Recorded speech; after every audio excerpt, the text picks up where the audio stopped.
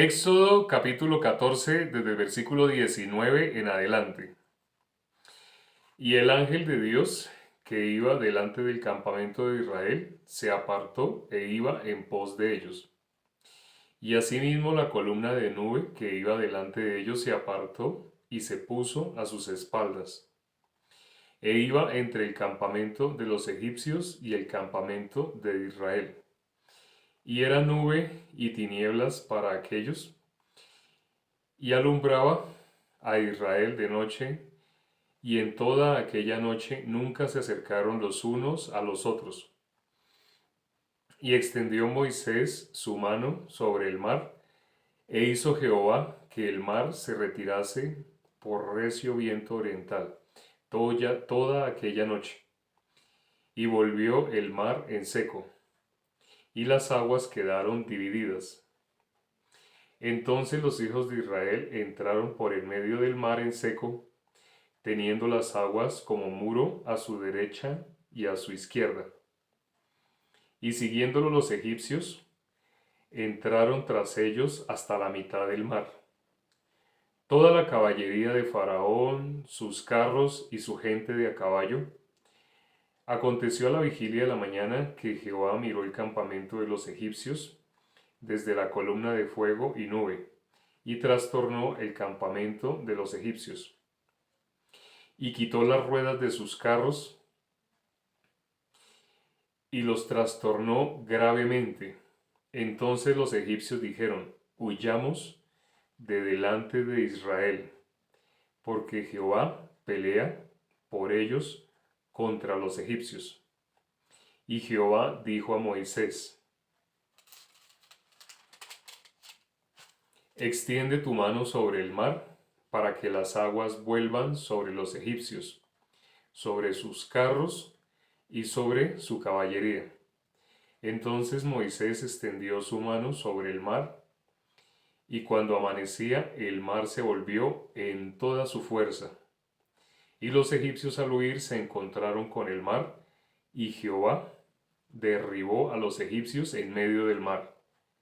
Y volvieron las aguas y cubrieron los carros y la caballería. Y todo el ejército de Faraón, que había entrado tras ellos en el mar, no quedó de ellos ni uno. Y los hijos de Israel fueron por el medio del mar en seco, teniendo las aguas por muro a su derecha y a su izquierda. Así salvó Jehová aquel día a Israel de mano de los egipcios, e Israel vio a los egipcios muertos a la orilla del mar. Y vio Israel aquel grande hecho que Jehová ejecutó contra los egipcios, y el pueblo temió a Jehová, y creyeron a Jehová y a Moisés, su siervo. Leímos hasta el versículo 31, es decir, hoy terminamos el capítulo 14 de Éxodo. Ayer empezamos este capítulo tan interesante, este capítulo tan apasionante, donde sabíamos que aquí iba a terminar, de esta manera iba a terminar inevitablemente Faraón. ¿Cómo iba a terminar? Flotando, flotando en él y todo su ejército. Lamentablemente, el corazón de ellos nunca pudieron reconocer a Dios. Hubo unos siervos que aparentemente reconocieron, pero ¿cómo reconocían? Ustedes conocen personas que dicen que aman a Dios con todo su corazón, ¿cierto? Sí. Nosotros mirando la Biblia sabemos quién es el que ama. En la Biblia dice que Dios nos amó primero, así dice la palabra, ¿no? Y también dice en 1 Corintios 13, donde habla del amor, que si yo tengo muchas cosas, hago muchas cosas bondadosas, pero no tengo amor, de nada me sirve. Y lo que vemos que había en el corazón de estas personas, que decían que veían a Moisés ya como, ¿cómo lo veían? Como una gran persona. Lo veían como una persona que Dios usaba mucho. Lo veían como un líder, pero veían a Dios. En la Biblia dice, no hay Dios en ninguno de sus caminos. Dice en Romanos 3, no hay quien entienda, no hay quien busque a Dios. Hacen obras abominables Y dice en Isaías 53, ¿quién creerá a nuestro anuncio? El ser humano en modo natural no tiene nada que ver con Dios, nada. Piensa que sí, piensa yo amo a Dios con todo mi corazón, así. Ese es el pensamiento de nosotros. Automáticamente yo amo a Dios con todo mi corazón. Pero cuando uno se pone a reflexionar, ¿realmente tú puedes amar a Dios? Ni siquiera con todo tu corazón, ¿realmente tú puedes amar? Uno no puede servir a dos señores, dice la palabra. Si uno se ama a sí mismo, no puede servir también a Dios. Y el obstáculo más grande para seguir a Dios es uno mismo. Hoy leímos desde el versículo 19 en adelante. Cuando miramos el versículo 19 dice, el ángel de Dios que iba delante del campamento de Israel se apartó e iba en pos de ellos. Y asimismo la columna de nube que iba delante de ellos se apartó y se puso a sus espaldas. ¿Qué sucedió acá? No sé si, bueno, cuando consideramos la distancia que tenemos nosotros, este planeta, en relación al Sol, es la distancia exacta, es la distancia que se necesita para que haya vida. Si nosotros estuviéramos un poquito más cerca del Sol, ya no existiría vida. Si este planeta estuviera un poco más retirado, tampoco habría vida. Estamos en la condición exacta. Sí, algunas personas, sobre todo evolucionistas, dicen que si estuviéramos un poquito más lejos, entonces la vida se hubiera adaptado a una temperatura más fría. Si estuviéramos un poquito más cerca, la vida se hubiera adaptado a una temperatura más alta. Así algunas personas piensan, pero no. Dios hizo al hombre para que soportara el clima, la temperatura, la atmósfera que tiene este planeta. Todo lo que está hecho en este planeta tiene las características específicas para que el hombre pueda vivir. Hemos tratado nosotros, la humanidad testaruda, tratando de encontrar en la evolución, tratando de encontrar el sentido de la vida sin Dios, como dice la palabra, no hay Dios en ninguno de sus caminos, tratando de encontrar vida no por medio de Dios, sino por medio del azar o la evolución, ha estado buscando vida en otros planetas, ha estado esforzándose por tratar de encontrar como el eslabón perdido. Igual que se hizo a nivel arqueológico, así el hombre lo ha hecho a nivel astronómico, astrológico, lo ha hecho en todo aspecto, en toda ciencia. El hombre como no hay Dios en ninguno de sus caminos. Aunque la persona sí, cuando se asusta, cuando está como en situación tensa, va a decir, Dios mío, ay Dios mío, ay Dios mío, así se expresa. Pero realmente cómo vive su vida sin Dios. Acordémonos, en las bodas de Caná de Galilea, ¿qué pasó con nuestro Señor Jesucristo? En las bodas de Caná de Galilea sucedió el primer milagro. Las bodas, uno pensaría, pero mire, nuestro Señor Jesucristo iba también a bodas, Él también iba a fiestas. Bueno, ¿por qué fue a las bodas? Sabemos que todo lo que nuestro Señor Jesucristo lo hacía con una intención. En Juan capítulo 6, versículo 39 y 40 aparece cuál es la voluntad de Dios. Sí, muchas personas dicen, yo sé que el que haga su voluntad a esa persona, a ese Dios oye. Porque en Juan capítulo 9, versículo 31, dice, a quien Dios no oye. Dios no oye al pecador. Pero si alguno es temeroso de Dios y hace su voluntad, a este oye. Espero que anoten estos versículos que les estoy diciendo. Bueno, es más, miremoslo. Vamos allá. Juan, les dije, Juan capítulo 9, ¿no? Vamos a mirar entonces Nuevo Testamento, Juan capítulo 31. Capítulo 9. Juan tiene 21 capítulos.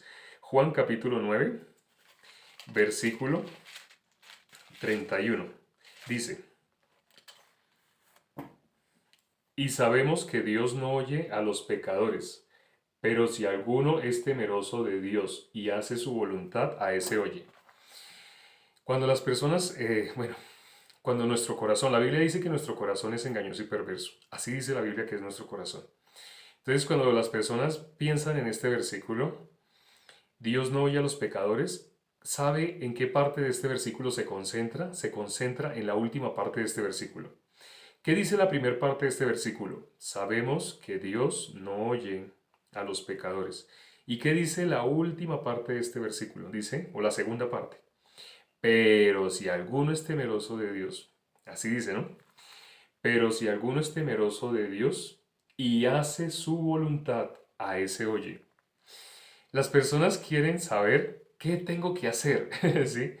El corazón de nosotros en modo automático quiere saber qué tengo que hacer. Ese es el corazón del ser humano. Por eso se le acercaban a Jesús las religiones de esa época, representadas en esa época por fariseos, saduceos, se acercaban a hacerle esa pregunta. Todo le hacían esa misma pregunta. ¿Qué tengo que hacer para heredar la vida eterna? Algunos se la hacían para probarle, porque ellos creían que ellos ya sabían cuál era el camino para heredar la vida eterna. ¿Cuál? No sé si ustedes miran los comentarios, pero muchas personas escriben, pues guardando sus mandamientos. Así, muchas personas escriben. Y cuando hablan de esa manera, están interpretando un versículo que aparece en Juan capítulo 14, versículo 15, donde dice, el que me ama guarda mis mandamientos. Más adelante dice, el que me ama guarda mis palabras. Y ya hemos mirado en el Antiguo Testamento la correspondencia que hay con esos versículos y no se está refiriendo a la ley, se está refiriendo a guardar la palabra. Ahora, cuando aquí dice, ¿a quién Dios sí oye? Si alguno es temeroso de Dios y hace su voluntad, a ese oye. Pero tengan en cuenta, Dios no oye a quién, a los pecadores. Nuestro corazón va a querer escuchar esa primera parte, automáticamente no. En modo automático nuestro corazón esa parte la omite. Ah, sí, Dios no oye a los pecadores, pero en la Biblia dice, ese mismo versículo dice, si alguno es temeroso de Dios y hace su voluntad, a ese oye. Y sabe, cuando una persona está hablando de esa manera, ¿qué cree que es la voluntad de Dios? La persona piensa automáticamente la buena intención que esa persona tiene, como si la voluntad de Dios fuera nuestra buena intención. Sí, sí, Dios no oye a los pecadores, sí, yo sé, sí, ese versículo dice así, pero ahí dice también, si alguno es temeroso de Dios y hace su voluntad, a ese sí oye. Pero cuando miramos la persona, ¿por qué se centra en esa parte? Porque él cree que sí hace la voluntad. ¿Cómo cree que hace la voluntad? Cree que como él tiene el deseo de servir a Dios, él tiene el deseo, él tiene un buen corazón. El apóstol Pablo dijo, Romanos 7, él dijo, el querer el bien está en mí, pero no el hacerlo. Pueden mirarlo ustedes mismos. El querer el bien está en nosotros, pero no el hacerlo. Si en nosotros estuviera el poder hacer el bien, seríamos igual a Dios. Si pudiéramos hacer el bien, entonces nosotros no necesitaríamos del sacrificio de nuestro Señor Jesucristo. Él lo dijo, nuestro Señor Jesucristo dijo, no hay nadie no hay bueno ni aun uno. Lo dice en Romanos, no hay quien haga lo bueno, ¿sí? Y lo dijo nuestro Señor Jesucristo.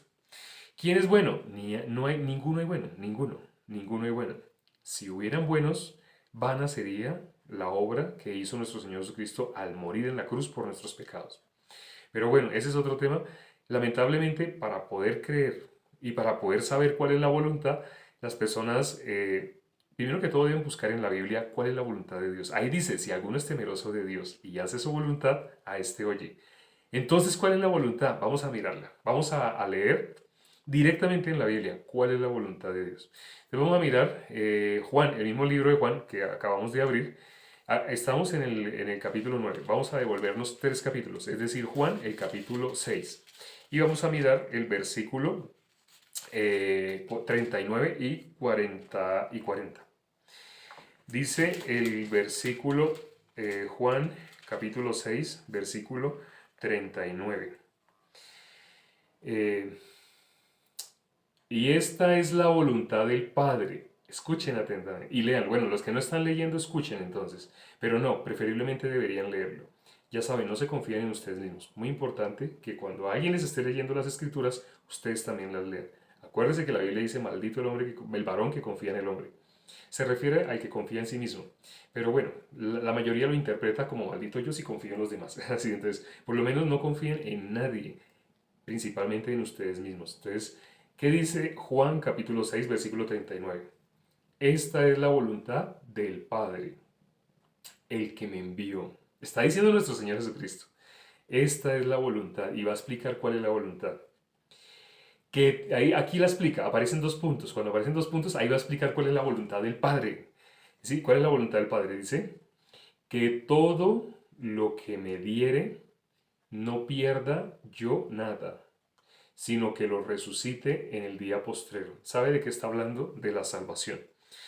Si aún no quedó claro, leamos el versículo que sigue. Vamos a mirar el versículo 40. Y esta es la voluntad de que me ha enviado. Ahí lo dice, va a decir lo mismo, pero con otras palabras. Y esta es la voluntad del que me ha enviado, que todo aquel que ve al Hijo y cree en él, tenga vida eterna, y yo le resucitaré en el día postrero. Al principio, que dice el versículo anterior, que todo aquel que me diere no pierda yo nada.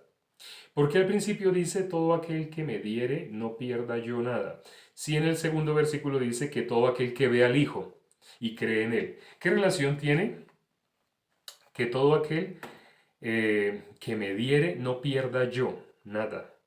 ¿Qué relación tiene este versículo con el versículo que sigue, el 40, el 39 y el 40? El 40 dice que todo aquel que ve al Hijo. ¿Qué le pasa? Va a tener vida eterna. ¿Quién? El que ve al Hijo y cree. Leámoslo textualmente. Dice que todo aquel que ve al Hijo y cree en él tenga vida eterna. Ahí lo está diciendo con unas palabras, que todo aquel que ve al Hijo y cree en él tenga vida eterna. Eso es lo mismo que todo aquel que me diere yo no pierda. No pierda que a todo aquel que me diere. Pero parece que fueran dos cosas diferentes. La voluntad de Dios son dos cosas diferentes. No, es lo mismo. Por eso, cuando dice todo aquel que ve al Hijo y cree en Él, se refiere, esa persona debe, ¿qué es lo que debe creer? Debe creer que la obra de la salvación no tiene nada, absolutamente nada que ver con tu obra. No tiene nada, absolutamente nada que ver con tu esfuerzo, con tus méritos, con tus logros. No tiene nada que ver con eso. No tiene nada que ver con tu buena voluntad, con tus buenos deseos. La salvación no tiene nada que ver con eso. La salvación entonces, ¿qué tiene que ver? ¿Para qué dice que todo aquel que me diere no pierda ninguno de los que me diere? Se está refiriendo a, cuando dice el que ve al Hijo y cree en él, está diciendo la obra única y exclusivamente la hace nuestro Señor Jesucristo. Las personas, ¿cómo pueden ser redimidas? ¿Cómo pueden ser salvas? El versículo 39 está hablando de la salvación. El versículo 40 explica de otra manera. Parece que solamente fuera ver, pero cuando dice ver, ya también lo hemos analizado a través de otros textos, porque en la Biblia dice, mirad a mí todos los términos de la tierra. ¿A qué se está refiriendo? Ver solamente así físicamente. La gente por eso ha hecho estatuas. No sé si sabían. Hay personas que tienen estatua y piensan que ver es mirar una estatua que compró de madera, que fue muy bonita, bien tallada, y mira, y ay, mi Señor, le dice a un pedazo de madera tallado. Lo que sobró de esa talla, cuando la persona que estaba tallando lo que sobró, ese se llama aserrín. Y con eso enciende la leña para cocinar. Enciende la hoguera para cocinar. Pero no se trata de la madera que quedó, la madera que se fue. No, no es madera. ¿Sí? Cuando dice que todo aquel que ve al Hijo y cree en Él, se está refiriendo, mira atentamente lo que la Biblia dice de la obra de nuestro Señor Jesucristo. ¿Qué es lo que dice la Biblia de la obra de nuestro Señor Jesucristo? Que Él, la obra de Él, es la que Dios acepta para el perdón de los pecados. Dios no acepta nada que hagamos nosotros. Lo dice en Job, capítulo 35, cuando Eliú está exhortando a Job. Y ya sabemos, esas palabras que salen de Eliú son de Cristo mismo. Esas palabras que dicen, Dios recibirá algo de tu mano. Si tú hicieres bien, Dios recibirá algo de tu mano, y si tú hicieres mal, algo le quitarás o en algo afectarás a Dios. De ninguna manera. Nada que tú hagas ni le suma ni le resta a Dios. Nada de lo que tú hagas que a tu punto de vista te parezca bueno o malo, es decir, filtrado por la ciencia del bien y del mal, afecta la salvación para nada, porque la salvación no tiene que ver con tu proceder. La salvación tiene que ver únicamente con lo que hizo nuestro Señor Jesucristo. Por eso en Efesios 2 dice, no por obras, para que nadie se gloríe. No por obra. La salvación no tiene nada que ver con algo tuyo. Si tú de pronto estás asistiendo a alguna denominación, no se podría llamar iglesia, estás asistiendo a alguna denominación donde te dicen, ahora si tú te vas a reconciliar con Dios, si tú te quieres reconciliar con tu Padre, tú vas a cerrar tus ojos ahí donde estás y vas a repetir una oración. Si las personas te están enseñando que cuando tú hagas una oración, en ese momento ya tú te vuelves a unir con Dios, eso que te están enseñando es muy bonito y te están dando el método que tú deseabas para poder hacer algo y ya recibir la salvación a cambio de algo. Eso sería cambiar las obras tuyas por la salvación. Como si Dios aceptara algo de tu mano. Pero vuelvo y te repito, en Job capítulo 35 dice, Dios no recibe nada de ti. Si tú le vas a entregar a alguien, le vas a dar un obsequio, hay una persona, digamos, en tu trabajo y tú a esa persona le quieres regalar algo y tú se lo vas a, un libro, le vas a regalar un libro. Pero cuando en el momento que tú se lo vas a regalar, esa persona dice, ay, gracias, y saca y te da un billete de 20.000 y te dice, solo tengo esto. Si tú le recibes el billete, qué pena, dije, estoy hablando en moneda de este país donde me encuentro. Y él saca y te da un billete de $5. Si te da un billete de $5 y tú lo recibes, a cambio de, él te dio el libro, pero él te lo quería regalar. Pero él de una sola saca un billete de $5, ten, yo quiero darte esto, recíbemelo. Yo te recibo el libro, pero si tú me recibes estos $5. Y pues, tú dices, bueno, y le recibe los $5. No le regalaste nada, él te lo compró. Eso sería igual cuando una persona pretende que por algo que haga la salvación le sea merecida, le sea otorgada. Pero lo único que merecemos nosotros está escrito claramente en Romanos 3:23. Eso es lo que muestra la palabra, que es el destino de todo ser humano. ¿Lo quieren ver más claramente? Romanos 5:12. Por un hombre entró el pecado al mundo. Por lo tanto, la muerte pasó a todos los hombres. Por un hombre entró el pecado al mundo. Ay, espere, el pecado no pasó al mundo, el pecado no pasó a mí. Tú estás en el mundo. Entonces, ese versículo dice, ¿cómo fue que entró el pecado a ti? Ese versículo está diciendo, por un hombre, por un hombre, por un hombre. Estamos hablando de Romanos capítulo 5, versículo 12. Véanlo. Dice, por un hombre entró el pecado al mundo. Por lo tanto, la muerte pasó a todos los hombres. ¿Cómo te volviste pecador? ¿Porque tú esta semana dijiste mentiras? ¿Porque tú codiciaste? ¿Porque tú hiciste algo que a ti te hace sentir mal? De pronto tú gritaste a tu mamá, deshonraste a padre y madre. ¿Porque tú, no sé, te peleaste con alguien, discutiste, le levantaste la voz, perdiste el control? ¿Por eso te sientes tú pecador? ¿Por algo que tú hiciste? Si tú te sientes pecador por algo que tú haces, tengo una mala noticia. Pero tranquilo, ya les voy a dar la solución. La mala noticia es, has estado en las obras. No has estado en la gracia, sino has estado en las obras. Una persona no es hija de Dios por decir, yo soy hijo de Dios, yo sé que yo soy hijo, yo sé, yo estoy seguro. Mira, tú puedes, si yo te pido que me des nombres de religiones que tú sepas que están totalmente equivocadas, que a tu punto de vista tú las puedes reconocer, son religiones que están desfasadas de la verdad, no tienen nada que ver con la verdad. Si yo te pido, tú probablemente me darías el nombre de una, dos, tres religiones. Y yo te digo, te puedo buscar personas de esas religiones que honestamente creen que son hijos de Dios. Honestamente lo creen. No de una manera hipócrita. Ellos también van a decir, sí, no, yo sé que mi Padre es Dios, Él me ama. Pero se pueden expresar así. Una persona es hija de Dios por decir, yo sé, yo sé, yo sé. ¿De esa manera una persona se convierte en hijo de Dios? No. Para que una persona se convierta en hijo de Dios, la Biblia dice, para que los puedas pasar de dónde? De la potestad de las tinieblas a la luz. Para eso vino nuestro Señor Jesucristo. ¿Cuál es la voluntad entonces? Acabamos de mirar cuál es la voluntad. La voluntad es que las personas sean salvas. Pero para que las personas sean salvas, ¿cómo necesitaban estar? ¿Quién puede ser salvado? En una piscina hay muchas personas nadando. Pero el socorrista de un momento a otro capta la atención, se fija en alguien que necesita ser salvado.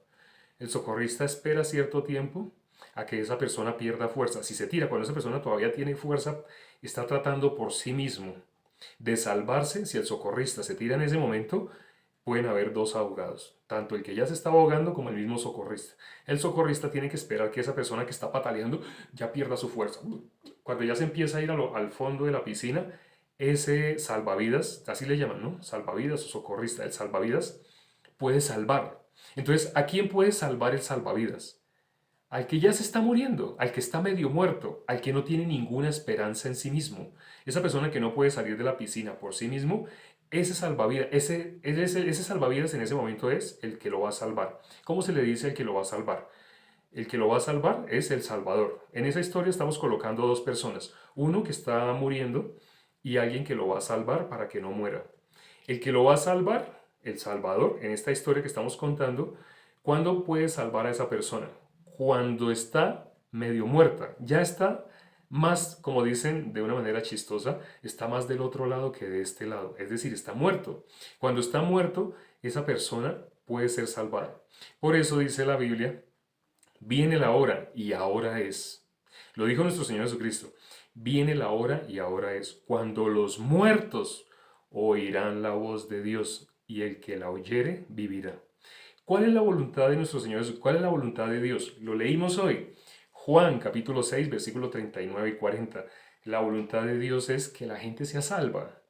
Lo dice con unas palabras y lo dice con otras, porque es complementario. Cuando tú fusionas esos dos versículos, el 39 y el 40, te das cuenta que no tienen nada que ver con lo que tú hagas. La salvación tiene única y exclusivamente que ver con la obra que haga, que hizo, porque ya la hizo nuestro Señor Jesucristo. En la cruz, la última expresión que salió de nuestro Señor Jesucristo, ¿cuál fue? Consumado es, y expiró. Antiguamente las películas en los 80, todavía en los 80 y algunas de los 90, no más que todo en los 80, las películas cuando se acababan, películas de cine, salía un letrero que decía fin. Cuando salía ese letrero que decía fin, las personas, ya sabían que se acabó la película y se quedaban con el sabor, ya sea un sabor, casi siempre tenía que quedarse con un sabor agradable para que la persona quisiera volver a ver la película y la taquilla se aumentara. ¿Sí? Porque esa es la finalidad con la que se hace el cine. Entonces, cuando salía la película fin, uno sabe, ya, no hay nada más, se acabó. Cuando nuestro Señor Jesucristo dijo, consumado es, y expiró, en el momento que nuestro Señor Jesucristo dijo así, consumado es, aquello a lo que Él venía, ya se hizo. Él venía con una tarea. Él venía para lo que dice la voluntad de Dios. ¿Para qué fue enviado? Para hacer la voluntad de Dios. ¿Cuál es la voluntad de Dios? Que todo el mundo se salve. Sí, para que todo el mundo se salve se necesitan algunos elementos. Uno de ellos, el arrepentimiento. Es necesario todo esto. Si no te queda claro, si ahorita de pronto te están generando, si te están generando dudas en tu corazón, si tú estás empezando a quedar confundido, si te surgen preguntas, me las puedes hacer, no hay ningún problema. Me las puedes hacer sobre todo a través del último video. Hoy subimos, hace poco, hace como 1 hora, 2 horas, subimos el video, no, hace como 3 horas, 4 horas, subimos el video 48, creo. Creo que es el video 48. A través de ese video me puedes hacer preguntas. Créeme, yo te las puedo contestar, no hay ningún problema. Si el texto es muy pequeño, bueno, ahí miramos cómo solucionamos. Pero de momento, hazme las preguntas, todas las que se te ocurren, puedes hacérmelas a través de ese video. Hoy leímos Éxodo, los últimos versículos, leímos desde el versículo 19 al 31. Ese capítulo tiene 31 versículos. Leímos todo el capítulo, terminamos el capítulo. ¿Qué aparece al final? Cómo Dios se glorificó en Faraón y cómo la palabra de Dios se cumplió. Siempre lo que Dios decía se cumplía. Faraón lo vio una vez, 2 veces, lo vio 9 veces y aún así no creía y tuvo que verlo una 10ª vez. Porque Faraón no podía escuchar, tenía el corazón duro. En Isaías dice, así que en Ezequiel, qué pena, en Ezequiel dice que Dios quitará el corazón de piedra de nosotros y nos dará un corazón de carne. Si aún en ti hay una resistencia que no te permite recibir la salvación, ten paciencia, solamente escucha, porque la Biblia dice claramente, la fe viene por el oír y el oír por la palabra de Dios. El corazón de Faraón inevitablemente llevó a toda esa nación a la destrucción, pero está hablando de las personas que inevitablemente van hacia la muerte, hacia la destrucción, pero tú tienes una oportunidad.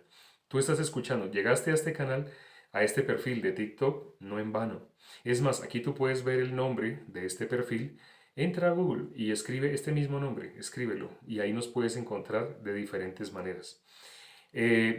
Espero que muchas personas se contacten conmigo, me hagan preguntas, no se queden con nada, con gusto contesto. Es preferible que las hagan instantáneamente y no que dejen pasar el tiempo y se les olvide y después sigan con la misma incertidumbre.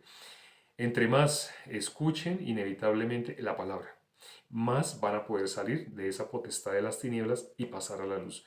Pasar de estar muertos a estar vivos. Porque ¿quién puede recibir la salvación? El que estaba muerto. El que estaba ya a punto de perder toda posibilidad de vida. El que está en esas condiciones puede pasar de muerte a vida. Entonces, no se pierdan el en vivo de mañana. Vamos a continuar mañana con Éxodo capítulo 15. Vamos a ver Mañana nos esperan sorpresas, sobre todo del versículo 22 en adelante. Bueno, los primeros también. Mañana, lo de mañana es mañana. Vamos a orar ya para terminar. Espero que oren conmigo. En ese momento no se pongan a hacer otra cosa. Vamos a orar unos 30 segundos nada más, pero por favor oren.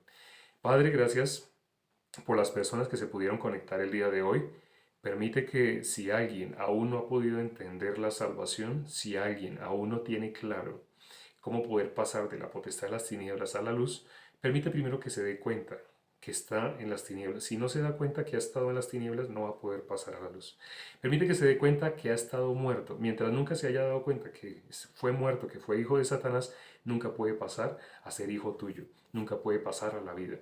Ten misericordia de todos los que entraron hoy. Te pedimos, junto con los hermanos que ya han recibido la salvación y que están en ese momento conectados, te pedimos con un mismo corazón que les abras el entendimiento para que puedan comprender tus escrituras. Te lo pedimos y hemos orado en el nombre de nuestro Señor Jesucristo. Amén. Gracias, hermanos, amigos, invitados y quienes nos visitan de vez en cuando. Nuestra cita, como siempre, es a la misma hora. ¿Cuál es esa hora?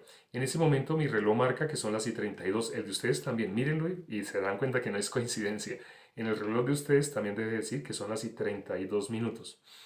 Y nuestro en vivo hoy duró 32 minutos. Quiere decir que empezamos hace 32 minutos. Siempre finalizando más o menos a esta misma hora. Nos vemos mañana, no se lo pierdan. Chao.